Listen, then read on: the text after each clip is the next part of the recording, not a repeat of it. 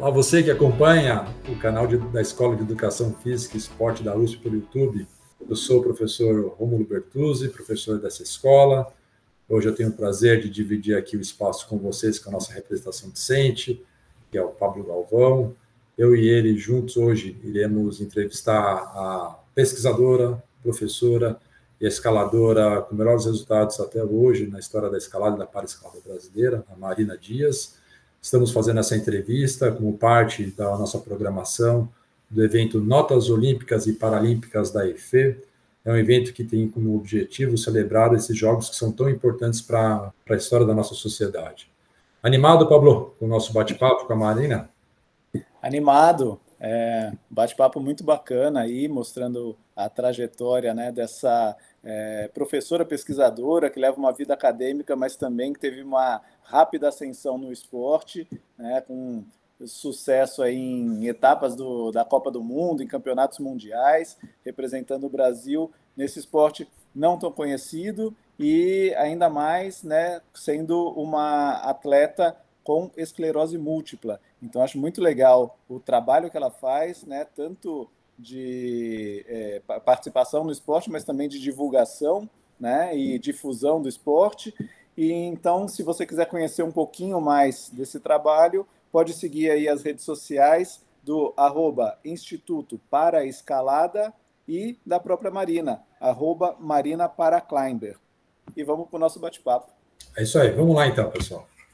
Marina, muito obrigado por aceitar o convite e participar desse nosso bate-papo. Para a gente é uma honra muito grande tê-la aqui, contribuindo para nosso conhecimento acerca do esporte, que é a escalada ou a paraescalada. Você vai explicar para a gente ao longo do nosso bate-papo. E muito obrigado pelo seu tempo e sua disponibilidade. Eu que agradeço, fico muito honrada aí com o convite. Obrigadão. Marina, você é natural de Taubaté mesmo ou é daí da região de alguma outra cidade? Não, eu nasci em Santos, né, no litoral de São Paulo. Mas meus pais são daqui, eles foram morar alguns anos em Santos e quando eu era criança a gente voltou a vir morar aqui em Taubaté, né? Eles voltaram e eu, por consequência, vim junto. Você nasce em Santos e vai pequenininha para Taubaté? Fui com 8 anos. E tá até então direto aí. Aí eu morei um ano fora, fiz intercâmbio quando eu estava no colégio. Depois eu fui para Campinas fazer faculdade, aí fiz graduação, mestrado, doutorado, pós-doutorado, e aí voltei quando eu assumi aqui na Unifesp. E como que era a pequenina Marina em Taubaté ou em Santos, assim, do ponto de vista de interesse por atividades como esporte, atividades outdoor? O que te levou, né, a ter o contato com a escalada? Foi alguma experiência na infância de estar aí na região, né, que é muito favorável para a prática esportiva? Quando eu morava em Santos, a gente fazia muito mais atividades do que quando eu vim morar em Taubaté. A gente acabou que, quando eu vim morar aqui, a gente veio morar num lugar bem afastado, assim, mais ou menos quase que zona rural. E aí eu não tinha muito como ir para fazer esportes. Eu fui, até, na verdade, eu fui para música, fiz aula de música quando eu era criança, mas esportes mesmo só fazia educação física na escola. Quando eu estava em Santos, não. Quando eu estava em Santos, eu fazia patinação artística, gostava muito. Hoje em dia, acho que não tem muito a ver com o meu perfil, mas quando eu era criança eu gostava. Só que não tinha, né, patinação artística aqui em Taubaté. Aí eu lembro que eu fiquei bem chateada por ter que parar de fazer a patinação, mas foi o que, né, aconteceu. Aí eu ia bem nos esportes na escola, menos no vôlei, no basquete, esses que demandavam mais tamanho, que eu nunca tive muito. Mas corrida, futebol, handebol, assim, eu gostava, ia bem. Mas nunca fui uma ávida praticante de esportes até depois do meu diagnóstico com esclerose múltipla, que eu posso comentar um pouco melhor depois, mas a escalada mesmo só fui conhecer adulta.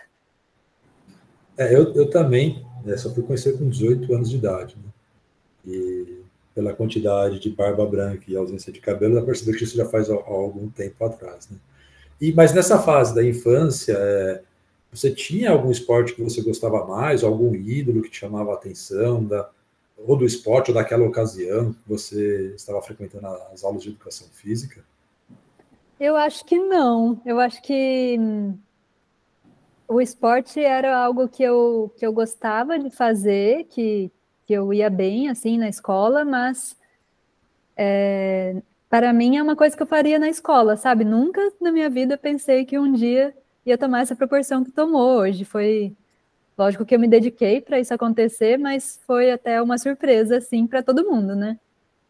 Então, acho que foi... Eu tinha, assim, meu avô era muito ativo, foi bastante ativo até os 80 e poucos anos. Que legal. E ele, nesse sentido, acho que era uma motivação, sabe? Mas não diria que ele era um ídolo, assim, uma pessoa que eu me inspirava em termos de esporte, até porque eu fui para a carreira acadêmica, né? O meu forte era a escola. Vou chegar lá. E é só tentando adiantar um pouquinho o assunto que a gente vai falar mais para frente. E hoje o esporte toma muito seu tempo, pelo que eu tenho acompanhado pelas mídias sociais, a agenda está cheia, né? Todo o meu tempo livre, ou seja, aquele que eu não estou trabalhando, é para o esporte. Assim, abdiquei de bastante coisa do resto da minha vida para me dedicar aí para os treinos, né, para as competições e para tudo que está relacionado também, né? E você falou que foi uma boa aluna, então. Fui, eu acho que sim. E exatas, eu imagino. Exato. Eu gostava muito, eu ia bem em todas as matérias, assim, mas eu gostava de exatas. De matemática. E como é que surge o interesse pela graduação em engenharia? É isso? Isso, engenharia química eu fiz. Onde é que você fez? Como é que surge o interesse? Conta um pouco pra gente. Quando eu estava no colégio, na época era colégio, né, que a gente falava, né? Ensino médio. Sim. Eu gostava muito de matemática, física e química, gostava muito de história também e tal, mas eu lembro que eu era muito boa na matemática, basicamente. E foi muito engraçado, porque eu cogitei até fazer matemática, mas falei assim, não vou fazer matemática, porque daí eu vou ter que ser professora. Né? E mal sabia eu que eu viria me tornar professora. Aí eu gostava de matemática, física e química, e gostava de coisas relacionadas ao meio ambiente também. Só que eu era de exatas, então não dava para cogitar, não sei, ecologia ou biologia, enfim. Essa parte de biológicas realmente não é meu forte. Mas aí eu fui pesquisar naqueles manuais que tinha, né, dos cursos e tal, e aí vi que engenharia química seria uma opção. E aí acabei passando, logo que eu terminei o colégio, o ensino médio, né, no vestibular da Unicamp, e aí fiz engenharia química na Unicamp. Depois, desde que eu entrei, sabia que eu não queria trabalhar na indústria, que é o principal, né, campo de trabalho para engenheiros químicos. E aí fiquei para fazer mestrado, doutorado, depois fiz pós-doutorado. Eu gostei. Tudo ligado. Meu mestrado, meu doutorado foram relacionados à produção de biocombustíveis. Então, teve um pouco a ver com essa parte de meio ambiente, que eu gostava mais, né? Mas, ao mesmo tempo, é bastante forte na engenharia química, né? Era uma questão de processo de produção de biocombustíveis. Então, eu fazia simulação de processos para estudar como os biocombustíveis poderiam ser fabricados. Então você deve ter ficado, estou fazendo umas contas rápidas aqui de cabeça, deve ter ficado lá pela Unicamp uns 7, 10 anos, mais ou menos. Fiquei 11 anos. 11 anos, um pouquinho. Fiquei 5 da graduação, 2 do mestrado e 4 do doutorado, mais ou menos. Deu 2,5 mestrado, 3,5 doutorado, mas foi mais ou menos isso. E foi lá que você teve contato com a escalada? Não foi. Lá tem um grupo muito antigo, né, que é o GEO, né, que inclusive o muro de escalada está na Faculdade de Educação Física, e o pessoal lá é bastante ativo, né, assim, em termos de atividades, de propor atividades individuais, coletivas, né, muro sempre aberto, né, não, lá você não teve ainda, mas sabia que existia, pelo menos, ou nem isso? Ah, sabia. Sabia, espera só um pouquinho, vou ter que buscar ele de novo, desculpa, gente. Tá bom. Fica à vontade, viu, Pablo, para entrar na pergunta, assim, vou dar umas pausas entre na hora que ela terminar de você responder, se quiser você entra, tá? Tá, beleza. Eu fiquei querendo não interromper. Aí, ó. Tá, deixa. Tirar os pets. O Pablo foi tirar o gato dele agora também. Ai, meu cachorrinho tá idoso e ele Tá tá com velhinho? câncer. É. E hoje ele começou a passar meio mal. Então ele saiu por uma porta, quis entrar por outra que estava fechada. Ixi. E aqui Tadinho. o meu escritório, a porta é de correr, né? E o gato aprendeu a abrir. Então não adianta eu fechar, ele abre e entra. Eu também tenho gatos, também estão dormindo aqui ao meu redor. Talvez apareçam em algum momento. Mas então, E lá você não teve contato com a escalada, então, estando na Unicamp. Mas sabia que existia o muro, o pessoal se reunia sim, lá. eu fiz várias coisas na FEF, mas escalada não foi uma delas. A FEF é a Faculdade de Educação Física da Sim. Unicamp, né? Eu via o muro, porque ele é visível do lado de fora, né? Via praticamente todo dia, quando eu passava lá. E fiz várias atividades lá. Fiz até dança de salão, fiz tai chi chuan, fiz condicionamento físico, fiz aquela ginástica da FEF, fiz várias coisas. E, inclusive, foi por causa dessas atividades que eu comecei a perceber os sintomas da doença. Foi durante a prática de atividades lá.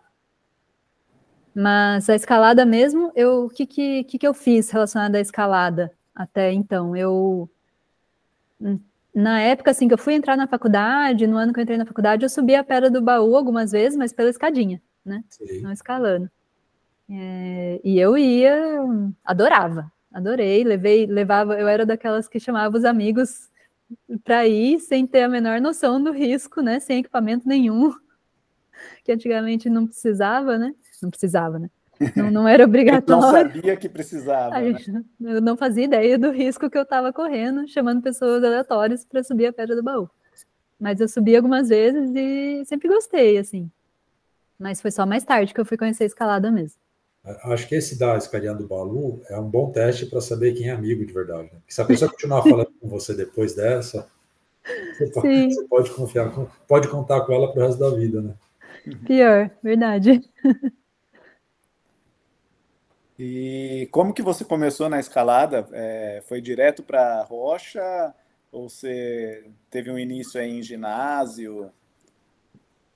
Eu comecei praticando no ginásio, porque talvez eu conte um pouquinho da parte da doença agora, tudo bem? Claro, fica à vontade. Então, eu comecei escalando no ginásio porque alguns anos depois do meu diagnóstico com esclerose múltipla, eu comecei a correr para tentar me manter mais ativa e eu conhecia pessoas que corriam, né? Eu treinava com um pessoal que tinha um grupo de corrida e aí eu entrei no grupo de corrida, porque era uma coisa que estava ali, né, acessível. E só que aí eu corri alguns anos e depois de alguns anos correndo, eu gostava de correr rápido. Para mim era rápido, né?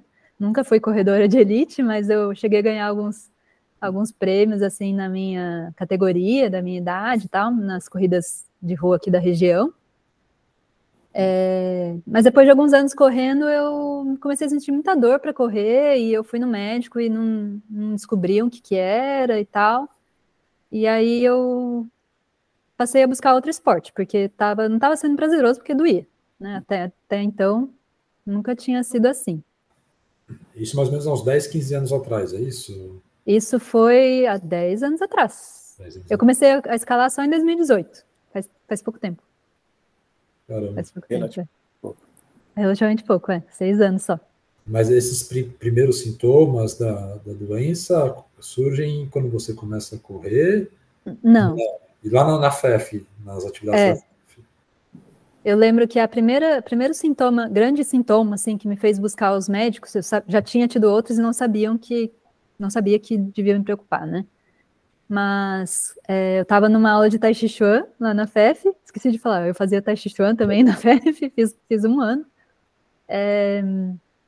E eu sentia um choque quando eu abaixava minha cabeça. Tinha algum movimento que a gente tinha que fazer que abaixava a cabeça e eu sentia um choque. E era um choque que ia até o meu pé, assim. Tá. E só quando eu abaixava a cabeça, levantava a cabeça e voltava ao normal. Aí Isso eu fui... recorrentemente acontecia isso. Sempre que eu abaixava a cabeça. Tá. Aí eu procurei os médicos na época, isso foi 2007, então já faz 17 anos, né? Mais ou menos. Você estava na graduação? Eu estava no mestrado já. Mestrado. Estava no mestrado. Defendi o mestrado em 2008, estava no mestrado. E aí eu procurei os médicos e não houve investigação, sabe? Não deram muita atenção para esse sintoma. E aí, 2 anos depois, em 2009, eu já estava no doutorado.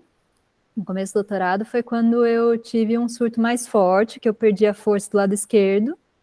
Eu não perdi a ponto de ficar paralisada, mas eu mancava para andar, eu não conseguia fazer coisas que precisavam das 2 mãos. Né? Eu descobri que, por exemplo, para fechar um botão, você costuma usar as 2 mãos ao mesmo tempo. Né? Era uma coisa que a gente não se atenta, quanto faz falta, às vezes, ter a força, né, nas 2 mãos para fazer as coisas cotidianas, né? E aí foi nessa época que eu consegui, né, ir em médicos que pediram os exames corretos, e aí fui diagnosticada. Isso foi em 2009. E aí, imediatamente sim, né, nos meses aí seguidos ao diagnóstico, fiz todos os exames e comecei um tratamento. Só que era um tratamento que me fazia muito mal. Eu tinha efeitos colaterais terríveis, tinha muita dor e tal. E por alguns anos eu não fiz nenhum esporte além do mínimo necessário, que para mim era aquele de fazer 2 vezes por semana, só para me manter minimamente ativa aí, né? Teve uma época que eu fiz natação, ou só musculação, ou yoga. Na verdade, eu percebi essa diferença de força numa prática de yoga, que eu não conseguia fazer um movimento do lado esquerdo que eu conseguia fazer do lado direito tranquilo. Então, aí eu estava fazendo essas atividades, e aí chegou um dia eu decidi interromper o tratamento, porque estava me fazendo muito mal. E aí, por conta própria, eu decidi interromper, os médicos nunca apoiaram. Mas eu pensei assim, já que eu parei de tratar, eu vou começar um esporte para substituir, entre aspas, né? Na minha cabeça, seria uma troca saudável aí. E aí foi nessa que eu entrei num grupo de corrida e comecei a correr. Isso foi em 2013, então faz um pouco mais de 10 anos. Esse tratamento era medicamentoso? Era medicamentoso, era uma injeção que eu tomava, né? Eu mesma me aplicava 3 vezes por semana, um interferon, e eu nunca me adaptei. Fiquei 4 anos fazendo tratamento e os efeitos colaterais nunca melhoraram. Foi um período bem difícil, assim. Aí você trocou o medicamento pelo esporte, e qual foi o efeito imediato na tua vida? Aí eu passei a ter qualidade de vida, né? Porque eu não sentia mais mal, pelo contrário, sentia os benefícios da corrida aí, fiquei bastante fissurada na corrida. Eu treinava, sei lá, 3 vezes por semana corrida, mais 2 vezes musculação, então tomou uma proporção aí que até então o esporte não tinha tido, né? De ser uma coisa que eu buscava, né? Quando a gente fica aí participando das provas de rua, a gente acorda super cedo no domingo para ir correr, né? Então antes não tinha nada disso, né? Então acabei levando uma vida mais saudável depois dessa. Você pode falar para a gente mais, assim, do ponto de vista, né, da pessoa que a possui, quais são as características da doença, como que ela surge, imagino que seja multifatorial, e como que esse tratamento menos efeito colateral ele atua? A esclerose múltipla é uma doença neurológica, né? Ela, por algum motivo, não se sabe ainda por quê, o nosso próprio corpo ataca a bainha de mielina, que é a substância que cobre aí e protege os nervos. Eu estou falando do meu ponto de vista de paciente, Claro, tá? claro. E aí, né, esse é o que eu posso falar. E aí, acaba que as conexões neurológicas ali não funcionam tão bem, e ela vem em períodos de surto e de remissão, na maior parte dos casos, principalmente no começo, né, nos primeiros anos da doença. Então, eu tive esse surto que fez eu ter esse sintoma que eu tive de abaixar o pescoço e levar um choque, tem um nome que é sinal de Lermite, que é um sintoma típico de esclerose múltipla. E aí, quando eu perdi a força do lado esquerdo, eu perdi também a sensibilidade, eu tive muita dormência, meu braço, eu lembro que ficava dormente o tempo todo. E ela é uma doença que pode afetar qualquer parte do corpo. Então, depois eu já tive surtos também que afetaram a minha visão. Então, eu perdi a visão de um olho por um tempo, aí fiz um tratamento. Tem 2 coisas na esclerose múltipla, ela não tem cura, mas ela tem um tratamento para evitar a progressão da doença, que é esse que eu fiz por um tempo e teve vários efeitos colaterais. e tem um tratamento para você sair de uma crise, que é com altas doses de corticoide, que é terrível também, mas ele ajuda a sair das crises, né? Só que a cada crise você pode ir acumulando sequelas, né? Nunca se recupera totalmente. Tá. Então, tive surtos que afetaram a coordenação, então tem um déficit de coordenação motora de um lado também, e os meus surtos, coincidentemente, sei lá, afetaram mais o meu lado esquerdo. Então, o meu lado direito é mais forte que o lado esquerdo, não tem esses problemas que eu costumo ter do lado esquerdo. E aí essas sequelas que foram ficando, né, elas fazem com que tenha essa diferença, né? Eu, por exemplo, não sinto hoje um choque quando eu abaixo o pescoço, mas eu sinto um formigamento.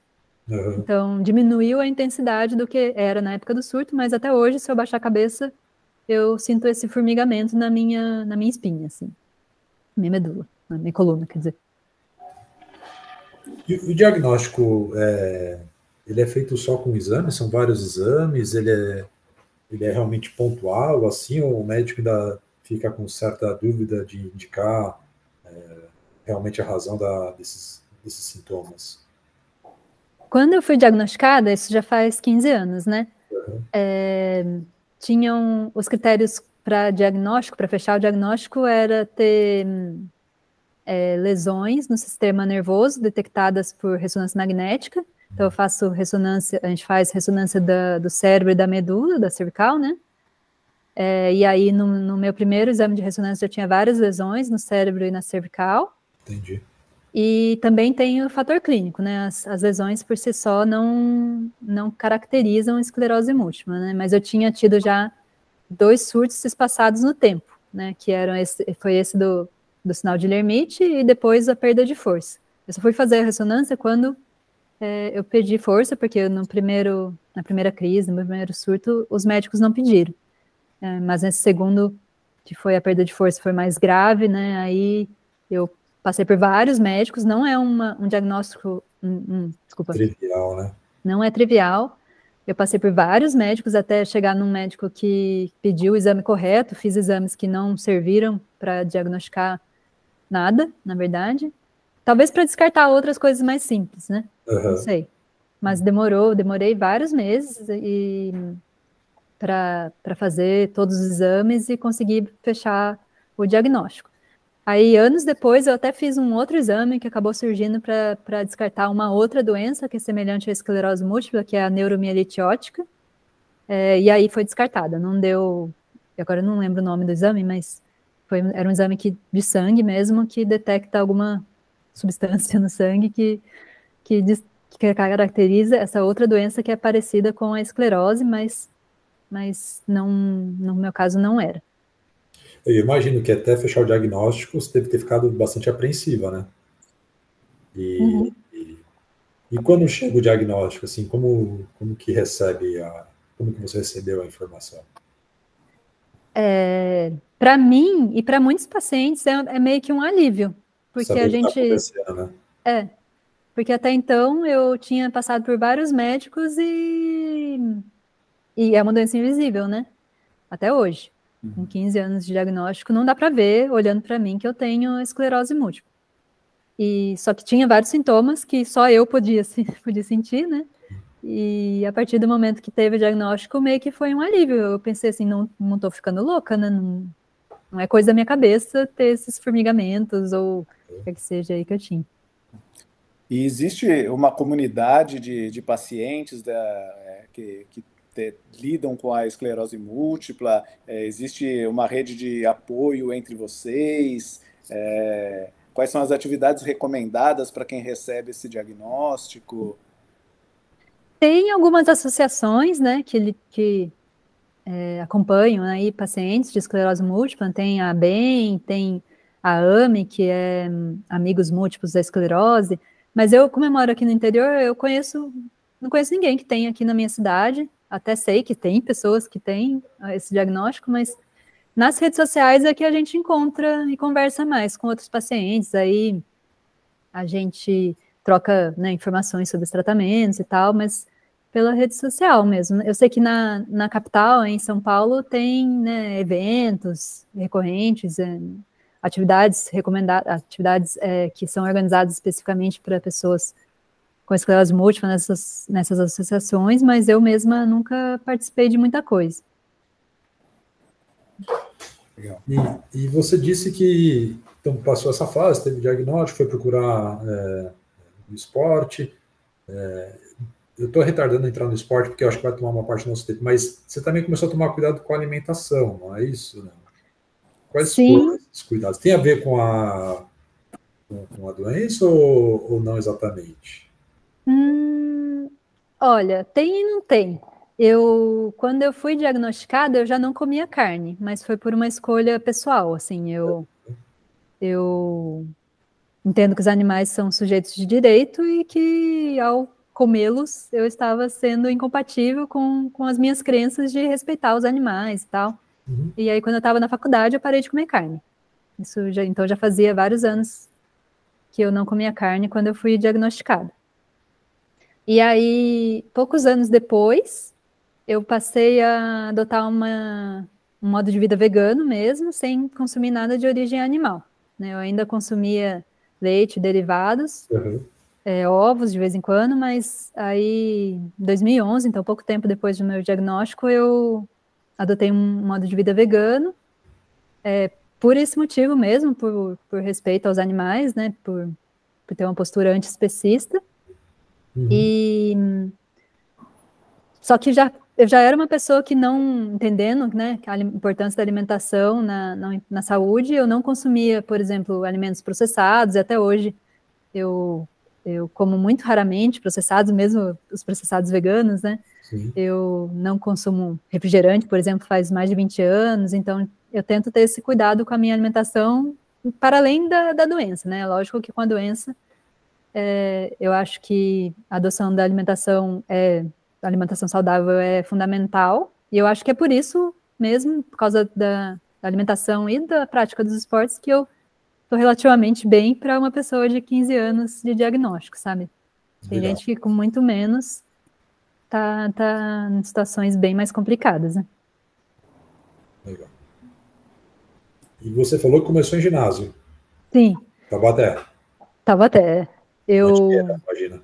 Mantiqueira, sim. Só tem Mantiqueira aqui, né? A propaganda, fazer o pessoal gratuitamente. Legal. É o ginásio Mantiqueira. Pode falar um pouco dele e como foi essa experiência de primeira vez, colocar uma sapatilha e ter contato com a escalada? Então, eu estava procurando outro esporte, porque como estava sendo um pouco doloroso para mim para praticar a corrida, né?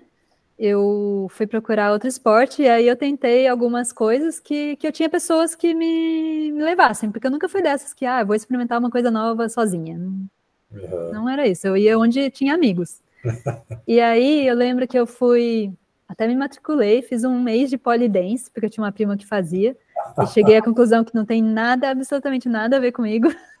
Eu acho muito bonito, mas eu não tenho a capacidade de decorar os movimentos e fazer, que é uma coisa que eu até enfrento na escalada, essa dificuldade de ler antes, saber o que eu vou fazer e tal. Mas enfim, não deu certo, não renovei meu plano. E aí fui para mountain biking também, que eu tinha um primo que fazia, e aí tentei muitas vezes, até comprei uma bicicleta nova que teoricamente ia servir, mas eu achava muito doloroso andar de bicicleta. Também era doloroso. Para mim era doloroso a postura, não encaixou, sabe? E eu mudei de bicicleta, fiz o tamanho certo e tal, não deu certo. E aí um dia um amigo me chamou para ir no ginásio Mantiqueira. Falou assim, tem um ginásio aqui. Então. Tem um ginásio em Taubaté, vamos? Eu nem sabia, eu já morava aqui fazia muitos anos, e o ginásio é um dos primeiros do Brasil, né? O ginásio Mantiqueira Escalado. Sim. Tem mais de 20 anos. E nunca soube, enfim, nunca conheci ninguém que praticava, nem nada. E aí ele me levou lá, e no dia que ele me levou, eu tive muita sorte que eu cheguei lá e dei de cara com uns alunos meus. Eu já era professora, e tinha uns alunos da pós, não eram alunos meus, mas alunos que eu conhecia. E aí eles estavam lá, e no dia que eu comecei a praticar, eu já me identifiquei. achei super legal. Cheguei lá no topo das vias, que aqui tem corda e boulder, né? Uhum. No topo sem dificuldade, assim, nas vias fáceis, lógico, né? Mas foi um esporte que não me incomodou, sabe? Não foi doloroso nem nada, que nem estava sendo as outras. E aí eu, desde então, que foi em 2018, não saí mais. Treino lá ainda hoje, 3, 4 vezes por semana, até hoje. Achei legal da sua fala, né, a importância dessa variedade no repertório motor, né? Você disse que começou na patinação artística, passou pela corrida, tai chi, yoga, ciclismo e acabou se encontrando na escalada, né? Como é importante a gente variar aí as modalidades, né? Eu costumo falar para as pessoas, até nesses eventos que eu participo, sobre esclerose múltipla e tal, para tentarem experimentarem vários esportes, porque às vezes a gente acha, eu, por exemplo, de vez em quando eu faço natação, quando tá calor. Agora não, né? Mas quando tá calor eu faço um treino de natação de vez em quando, mas eu faço mais para ter um condicionamento cardiorrespiratório aí, sei lá.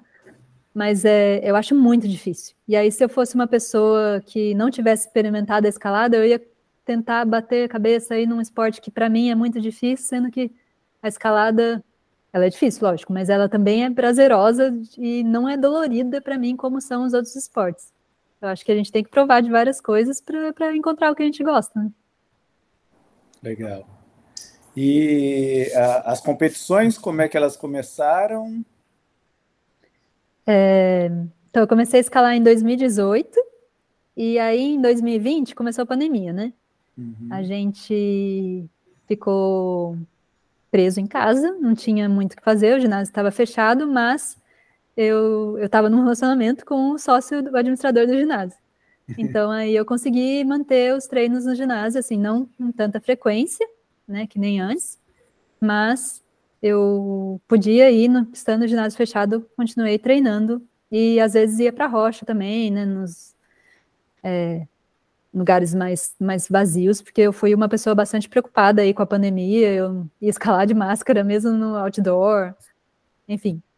E aí nessa época eu só estava fazendo isso, só saía para escalar e para trabalhava em casa, né? E aí apareceu o anúncio da competição de paraescalada, do Campeonato Brasileiro de Paraescalada, que ia ser no fim de 2020 já. E aí eu sabia que tinha atletas paralímpicas que tinham esclerose múltipla, e para mim, eu sempre funcionei muito bem com prazos. Então, por exemplo, desde quando eu estava na pós, assim, tinha que escrever um artigo. Eu vou submeter um trabalho para um congresso para daí eu saber que eu tenho que apresentar o artigo até tal dia. E aí funcionava para mim. Então aí eu passei a competir também para isso, sabe? Para ter uma motivação para eu estar sempre treinando. Porque não é fácil ter essa motivação quando você tem esclerose múltipla, por exemplo, que é uma doença que deixa a gente... Um dos principais sintomas é a fadiga, né? Um cansaço fora do normal, que a atividade física, inclusive, colabora para não ter, então tem um duplo benefício aí, mas ao ter uma competição, por exemplo, agora tem uma competição em setembro, eu sei que eu vou treinar 6 dias por semana para eu estar preparada para a competição de setembro, né? Legal. Então, se eu não tivesse essa competição, talvez eu treinasse metade desses dias, né? E não teria aí tantos benefícios. E aí Desculpa, pode falar. Não, é um pouco trabalhar sob pressão, mas também é uma coisa legal que o esporte traz, né? Que é esse o objetivo de longo prazo, né? Você foca e você sabe que se você não se preparar, ou você não cumpre, ou você vai sofrer muito mais, né? Para atingir aquele objetivo. Então, e acho que desde da pós aí, da parte acadêmica, eu levo desse jeito, né? Vou submeter o paper para a proposta, né? O resumo para eu trabalhar e ter esse condicionamento de estar todo dia ali me preparando para escrever o trabalho, porque eu sei que vai chegar aí a data da entrega, né?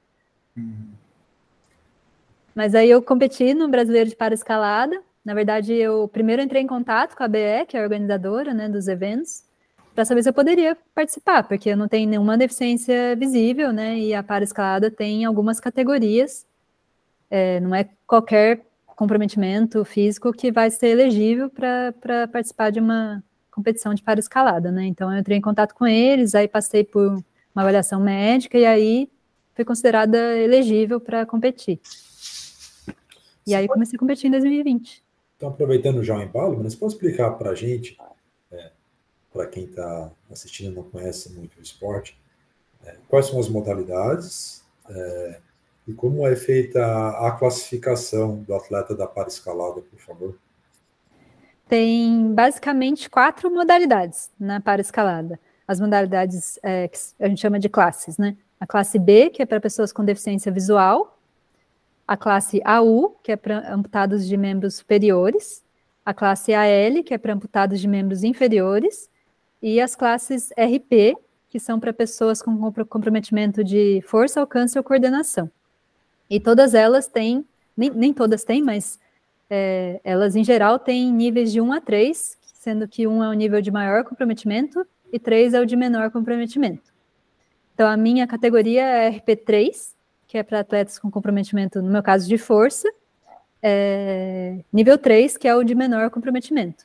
E aí, as classificações médicas, eu posso falar mais da classificação para as classes de comprometimento físico, de comprometimento visual, eu não sei direito como é feito o exame, eu sei que tem, para cada nível, né, B1, B2, B3, você tem que ter, no máximo, uma capacidade de acuidade visual, né? Mas eu não sei como são os testes e exames.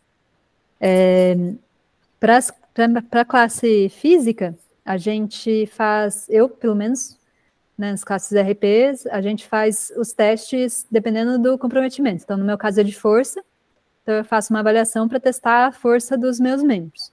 E é uma classificação feita por uma equipe médica que passa por um treinamento, né? E aí eu tenho que fazer teste no meu corpo inteiro e de força, né? Cada membro, cada parte do corpo tem um nível de 0 a 5, sendo que 0 não tem força nenhuma e 5 é força preservada. E aí você pode somar no máximo, na minha categoria, se não me engano, 186 pontos de 200, sendo que uma parte do corpo tem que ter um comprometimento de 3 de 5 no mínimo.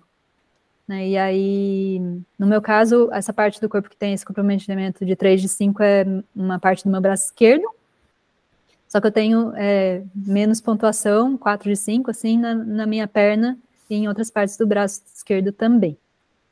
E aí, nas outras categorias, desculpa, nos outros tipos de comprometimento,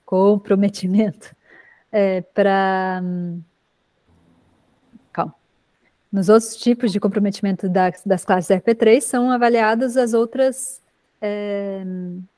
sintomas, né? Eu não sei se é sintomas o termo, mas aí tem coordenação motora e tem alcance chama range, né? De quanto que você consegue movimentar uma parte do corpo. Tem pessoas que têm comprometimento motor no sentido de o corpo não se mexe da mesma forma que se deveria, né? E essas categorias, né, essas diferentes competências que são avaliadas, né, força, alcance e coordenação, os atletas comprometidos acabam competindo juntos ou a competição divide entre eles? Como isso acontece na prática? Então, na minha categoria RP3 tem todas as pessoas que somaram até no mínimo 186, no máximo 186 pontos, né? E não são RP2. RP2, se não me engano, são agora não vou lembrar o número, mas são cerca de 15 pontos a menos. Então, todo mundo que pontuou entre RP2 quer dizer, depois do RP2, ou seja, está no RP3, não importa se ela tem um comprometimento só de perna ou só de braço, a gente vai competir junto. Então, eu participo, né? Na minha categoria tem pessoas que têm esclerose múltipla, que têm comprometimento em várias partes do corpo também, mas também tem atletas, por exemplo, que sofreram um acidente, tem uma lesão na perna, que aí não tem, né, toda a movimentação, toda a força na perna, ou até as outras pessoas, por exemplo, que têm déficit de coordenação motora só e força preservada. Elas também, se elas estão na RP3, a gente vai competir junto. Explica para a gente quais são as modalidades de escalada que estão presentes nas competições, se é que existem mais de uma, né? Explica para a gente quais são as modalidades e quais dessas estão, digo, as de competição, né? E quais dessas estão na para-escalada, por favor, Maria. A escalada de competição, ela tem 3 modalidades, né? A modalidade de velocidade, que é a prova que os atletas competem em paredes padronizadas e o objetivo é fazer o topo no menor tempo. Que é fácil identificar quem ganhou, né? É super agradável para o público não especializado, mas pouco aceito pela comunidade, né? Exato, mas é uma prova que eu acho que é muito, muito dinâmica, né? E é a prova mais rápida dos Jogos Olímpicos, né? Sim. Então, acho que tem um apelo aí que é bacana, né? Assim, para o desenvolvimento do esporte, né? Uhum. E aí tem a modalidade boulder, que é a escalada em paredes mais baixas, com um colchão embaixo, então sem corda. Então, a segurança é o colchão que está embaixo. O objetivo é resolver diferentes problemas de boulder num prazo de tempo específico, que é entre 4 e 5 minutos. E os problemas são de dificuldades diferentes, né? E tem a modalidade guiada, né, que é uma escalada em paredes de mais ou menos 15 metros, feito com corda, então a segurança é a corda. E durante uma via dessa modalidade da guiada, o atleta pode encontrar diferentes dificuldades, diferentes desafios que ele tem que superar aí no percurso. E na escalada, a diferença da escalada para a para-escalada, a para-escalada também é essa modalidade de guiada, só que na para-escalada, por segurança, a corda já está em cima. Então, é um top rope, né, que a gente fala. A corda já está colocada em cima, porque nem todas as pessoas, e mesmo que fosse possível, né, não seria justo, né, ter pessoas que não têm nenhum comprometimento de membro superior, desculpa, manipulando a corda, competindo com pessoas que não têm que têm esse comprometimento, que fica muito mais difícil, né, para a gente pegar a corda e costurar quando tem um comprometimento de nível superior do que de nível inferior. A técnica acaba ficando mais na busca das agarras, né, nessa manipulação, do que na manipulação da corda, né? A gente não precisa se preocupar com a corda. A corda já está lá posta, né? Se a gente cair... O que acontece na para-escalada, né? É uma via. Na verdade, na competição de para-escalada, tem a classificação, a etapa de classificação, que são 2 vias, e o objetivo é chegar mais alto. E as vias na para-escalada tem uma diferença, eu acho, da escalada, porque elas começam fáceis e terminam difíceis. Assim, a dificuldade vai aumentando ao longo da via. Então, você sempre sabe que a parte mais difícil vai estar no topo. Né? Na escalada, pode ter pontos difíceis ao longo da via ali, tem, né, etc. Mas na para-escalada, a dificuldade é gradativa. Pode falar. E na escalada guiada ou escalada lead, né, que seria o termo em inglês, você já ganhou algumas coisinhas já, né, já teve alguns pódios, né? Eu tive na para-escalada. Isso, na para-escalada, perdão. Isso, sim. Pode falar para a gente quais são e o público ter conhecimento do seu... Porque o seu currículo acadêmico não é difícil de descobrir. Tem no Google, né? Já o da escalada eu acho que não tão fácil acesso, né? Quando eu comecei a competir na para-escalada, eu competi nos campeonatos brasileiros, e aqui no Brasil, infelizmente, a gente não tem outros atletas da minha categoria, outras atletas, né? Então, eu já sou campeã brasileira, 20, 21, 22, 23, 4 anos. Legal. Sou tetracampeã brasileira, mas porque não tem ninguém. E esse é até um apelo que eu faço, né? Eu sempre estou buscando outros atletas para participar dos campeonatos de para-escalada, que na minha categoria não tem. Eu fui a primeira mulher, junto com a Camila, que é uma outra atleta de Brasília, só que ela é de outra categoria. Ela é amputada de membros superiores. Então, eu fui a primeira atleta, junto com ela, a competir na para-escalada brasileira do sexo feminino, né? Mas no exterior, não.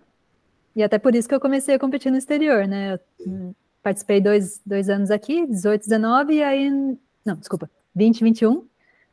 E aí, em 22, eu consegui um apoio da prefeitura aqui da minha cidade, por meio do ginásio, onde eu treino mesmo, do ginásio Mantiqueira. E foi possível ter uma verba para eu ir para uma Copa do Mundo. que a gente queria ver o que ia dar, né? Eu já assisti as competições online, né? Pelo YouTube tem as competições lá, inclusive recomendo, que são muito legais as competições de paraescalada de assistir. É muito legal ver como pessoas com corpos bem diferentes, né, conseguem completar aí os desafios das vias. E aí eu fui em 2022, foi meu primeiro ano participando de uma Copa do Mundo. E aí, logo nessa primeira etapa, eu participei da classificatória e passei para a final. E aí, na final, eu fui a única atleta a chegar no topo. O objetivo é chegar mais alto, então, como eu fui a única a chegar no topo, eu que ninguém tinha ouvido falar de mim, eu fui a única a chegar no topo, foi muito emocionante. E aí, ganhei medalha de ouro nessa primeira Copa do Mundo que eu participei. E tinha atletas, né, de países muito mais tradição na escalada do que a gente, né? E aí participei, depois disso eu comecei a participar, falei assim, já que eu ganhei, acho que vale a pena eu continuar indo, né? Aí eu participei de mais 5 Copas do Mundo, não, 1, 2, 3, 4, 5 Copas do Mundo, esse ano foi a sexta, né, contando essa primeira teve mais 5, e um campeonato mundial. E aí já ganhei 3 medalhas de ouro em Copas do Mundo, uma de prata e 2 de bronze, e conquistei também o ouro no campeonato mundial, que foi ano passado também. Então, deixa eu ver se eu entendi. Graduada, mestrado, doutorado, pós-doutorado e muito provavelmente somando entre atletas, para-atletas, masculino e feminino, aquela que tem maior número de vitórias, ou pelo menos as vitórias mais expressivas do Brasil, não é?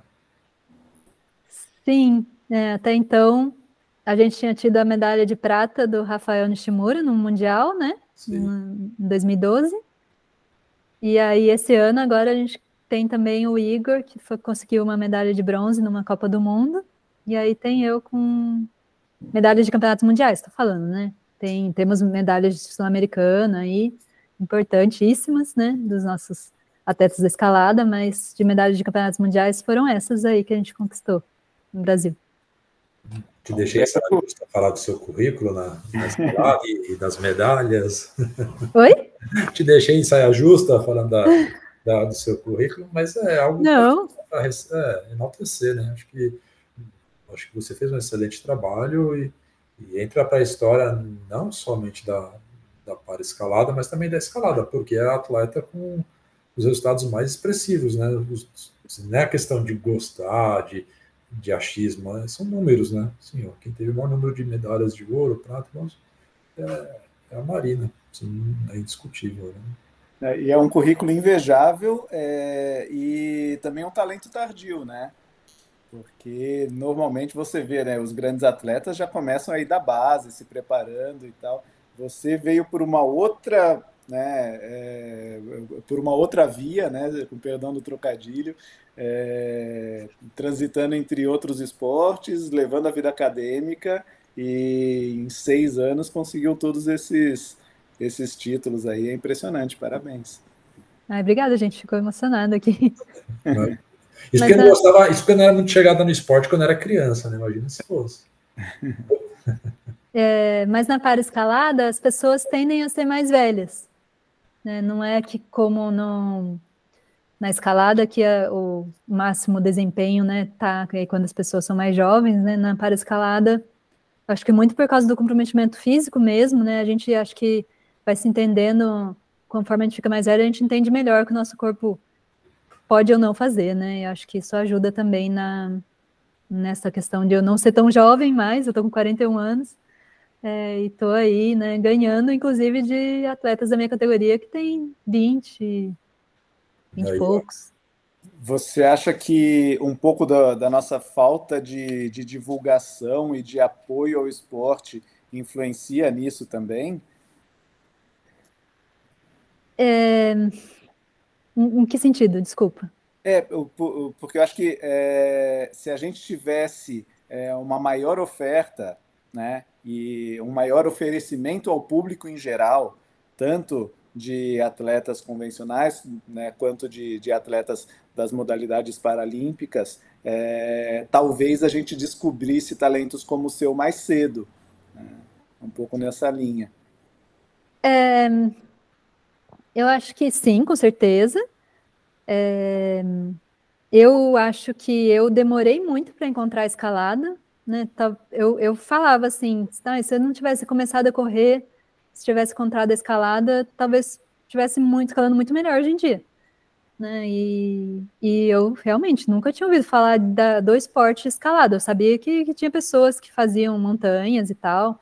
Eu já tinha subido Agulhas Negras, por exemplo, antes de eu começar a escalar, mas não como esporte, sabe?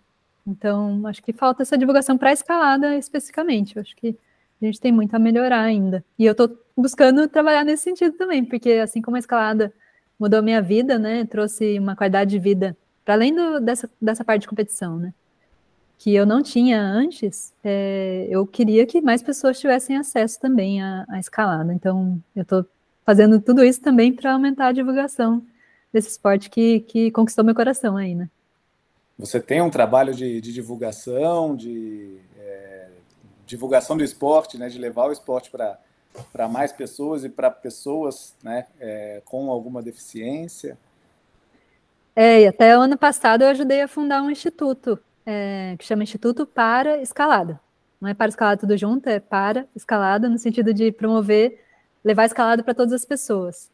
É um instituto que ainda é um bebezinho, a gente fala, né? A gente está aprendendo como que faz. Eu sou só atleta do instituto, eu não estou na gestão e tal, mas eu fui uma das idealizadoras aí. Mas o nosso objetivo é levar a escalada onde ela não tem tanto espaço ainda, né, entre pessoas de vulnerabilidade socioeconômica, pessoas negras, pessoas com deficiência, pessoas LGBT, e para que a gente possa realmente massificar a escalada e aí encontrar esses talentos mais cedo também, né? E também ajudar na formação das pessoas, como a gente sabe que o esporte contribui também para a formação de todas as pessoas, né? Que legal. Tem alguma rede social do Instituto para a gente divulgar? Tem, se chama Instituto Para Escalada, tudo junto, Instagram. Tá. Tem o nosso site também, que é institutoparaescalada.org.br. Então, a gente é uma organização social, já temos CNPJ, mas temos alguns projetos em andamento, né? A gente tem aulas de escalada e vivências de escalada para pessoas em situação de vulnerabilidade, assim, e fazemos eventos de vez em quando. A gente fez um evento muito bacana no Dia da Mulher, para levar a escalada para mulheres. Eu, inclusive, ministrei uma oficina de escalada na rocha, era um grupo de 11 mulheres que nunca tinham pisado na rocha, então foi muito legal, foi muito emocionante. Então, a gente está fazendo o que a gente consegue, por enquanto, pequeno, de forma voluntária, né? A gente não tem apoio financeiro, mas a gente está fazendo aí o que pode para promover a escalada e trazer os seus benefícios aí para maior número de pessoas. Que legal. E você, como atleta, tem algum apoio público, né, para disputar essas etapas de Mundial, Copa do Mundo? Agora, esse ano, o Instituto tem uma verba da Prefeitura para participar das competições, então eu sou a principal atleta, mas a gente tem outros atletas, tem equipe técnica também, que acabam recebendo essa verba para custear, né, os treinamentos e tal. E aí, uma boa parte dos meus gastos nas competições vem desse recurso. Uma outra parte vem do meu salário como professora mesmo. Não tenho ainda outros apoios significativos, né? Eu tenho alguns apoios em equipamento, em comida, que eu agradeço muito, mas em apoio financeiro, o que eu tenho é da prefeitura aqui da cidade. Mesmo dando melhor currículo da escalada e para escalada.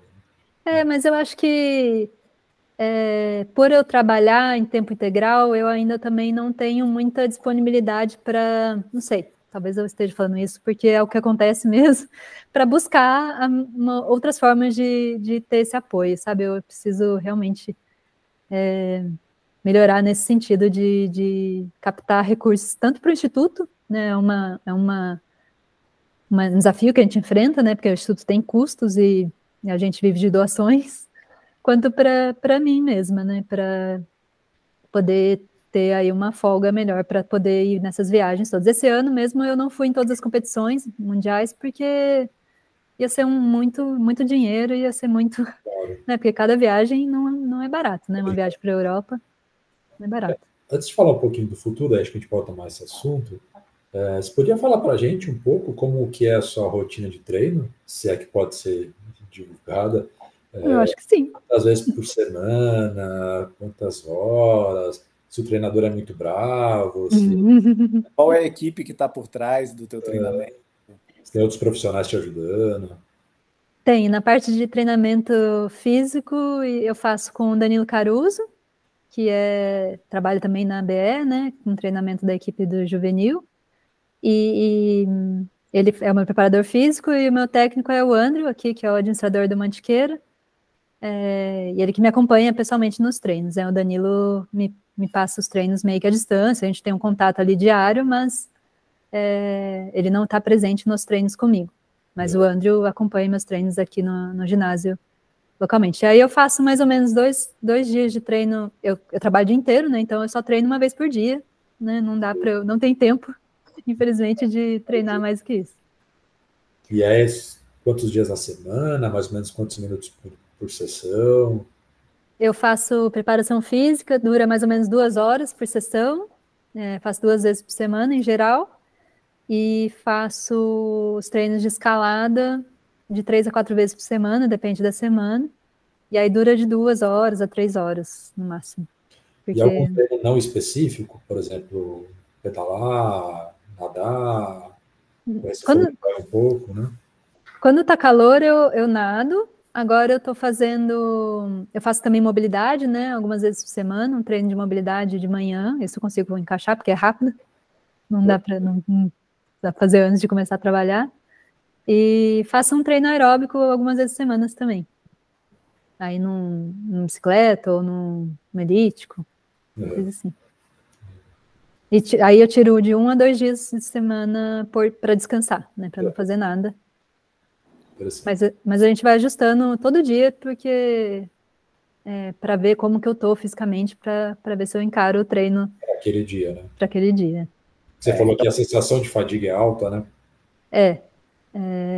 Hoje em dia eu acho que eu sei lidar melhor com ela, né? Até por eu ter essa pressão da competição. Então, eu sei que eu tenho que treinar mesmo cansada Só que é uma fadiga... No meu trabalho é muito mental, né? Eu passo...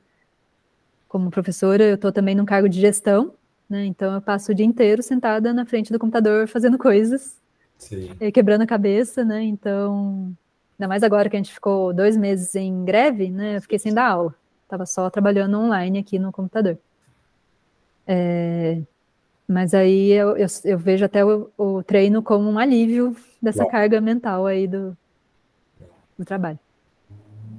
E a gente que leva a dupla jornada, né, de trabalho e esporte, às vezes a gente não se dá conta, mas você comentou aí sobre dois treinos de preparação física, mais 3 a 4 treinos de parede, propriamente dita, mais os treinos de mobilidade, mais 1 ou 2 aeróbicos na semana, acaba sendo mais de 10 treinos na semana, né? Se você for tirar um dia de folga, estamos falando em 2 treinos por dia, né?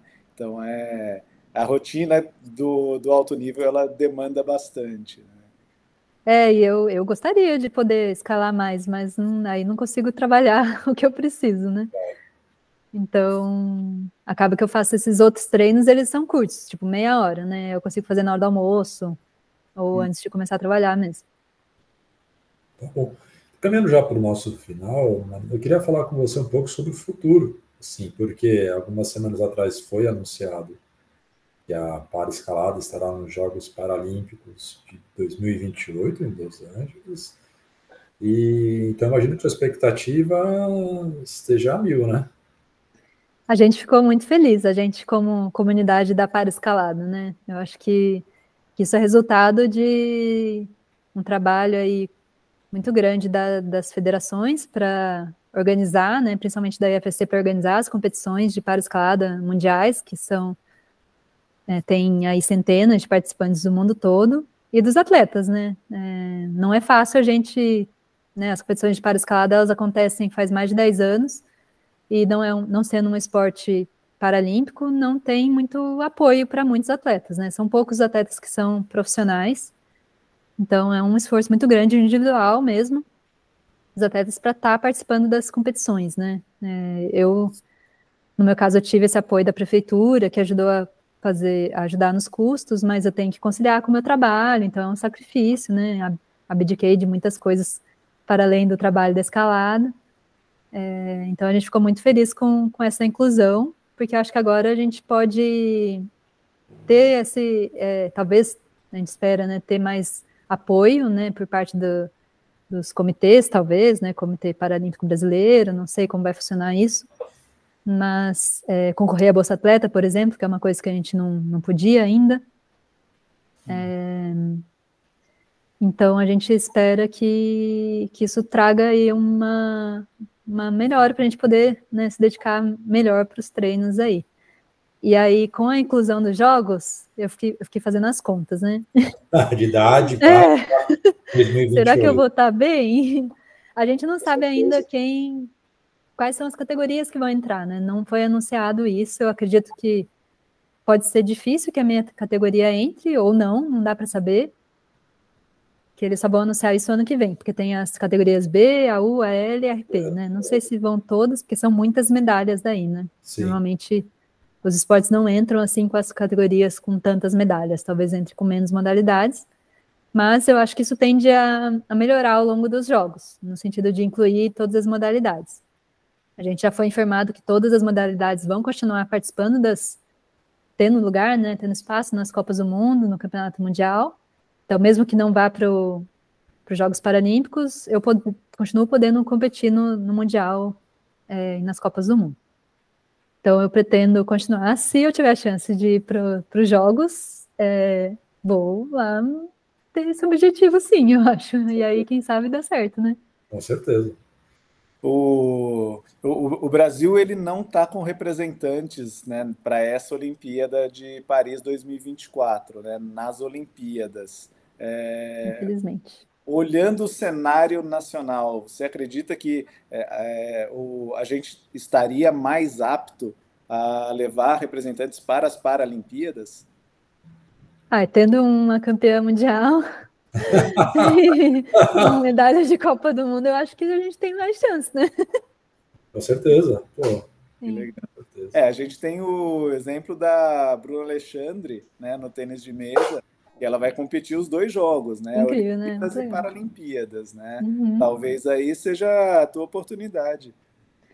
Eu não tenho índice para competir nas Olimpíadas, não vou ter, porque já não sou tão jovem e eles são muito mais fortes, né? Os atletas da escalada, né? Mesmo as meninas de 16 anos, 18 anos que estão na seleção são muito fortes, né? Eu acho que elas sim têm chances.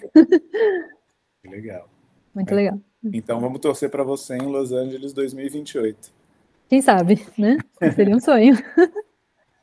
Para a gente encerrar, Marina, eu queria finalizar aqui a nossa entrevista com um bate-papo, um ping-pong, que geralmente acontece em situações de bate-papo, de entrevista, em que tem perguntas e respostas rápidas. Pode ser? Separei aqui umas 4 ou 5. A gente pode combinar da seguinte maneira. Se a pergunta ou a afirmação faz algum sentido, seja positivo, você responde quem nunca, né? Tá. Se não tem nenhum sentido, você fala, jamais, isso daí. Tá bom? Tá bom, vou tentar. Então vamos lá. Primeira pergunta, em escalada, principalmente em rocha. Em algum momento passou pela sua cabeça, o que eu estou fazendo aqui? Quem nunca? Não, passa o tempo todo. Passa, né? Passa. Aquele sofrimento, calor, fome, né? Marimbondo. Eu posso complementar ou é para Claro, claro. Esse fim de semana, inclusive, eu fui para o Cipó, né? Que teve um encontro de escaladoras. Fui para o Cipó. Eu falei, cara, eu peguei um avião para ir. E para ir lá e sofrer naquela parede, passar um calor, fome, sede. Mas adorei. Botaria assim que desce. Sofri, mas adorei. Excelente. Outra pergunta. Gelo é só na bebida, jamais na escalada? Jamais. Para mim, jamais. Escalada em gelo, alta montanha. Eu já acho bastante difícil fazer num ambiente mais natural, assim. Acho que para mim, jamais. Legal. Alguma vez já aproveitou algum evento científico, uma viagem a trabalho, dar um pulo em algum lugar de escalada, conhecer um novo setor ou alguma escalada diferente? Poxa, já, mas só em São Paulo mesmo, capital. Assim, quando eu vou para reunião a trabalho, que a sede da universidade é em São Paulo, capital, né? Eu aproveito para fazer um treino no ginásio, mas outdoor, acho que só viagem de escalada mesmo, assim. Porque recentemente eu tive que ir até a Lorena. Ah, é? E lá dá para ver o Marins, né? Só que eu tive que ir e voltar no mesmo dia. Eu falei, pô, podia ter sido uma oportunidade, né? Podia. Poxa, próxima vez que vier, dá um toque. Eu subi o Marins faz Eu uma não conheço semana. Marins. Essa foi uma certamente que eu falei, como que é? Quem nunca? Quem que eu tô fazendo aqui? Nossa, duríssimo. E para a gente finalizar de vez, é melhor uma medalha nos Jogos Paralímpicos do que um artigo publicado na Science. Quem nunca? Quem nunca é a positiva, né? É melhor uma medalha nos Jogos Paralímpicos. Muito legal. Marina Dias, nossa professora, pesquisadora e a melhor escaladora de competição que o Brasil já teve até os dias de hoje. Muito obrigado pelo seu tempo, pela disponibilidade de bater esse papo com a gente. Imagina, eu que agradeço aí o convite, Romulo. Muito obrigado, Pablo. Obrigado, foi um prazer. Muito bom te conhecer. Igualmente. Obrigado, Marina, mais uma vez, e até uma próxima. Até mais, gente. Valeu. Tchau, tchau. Tchau, tchau.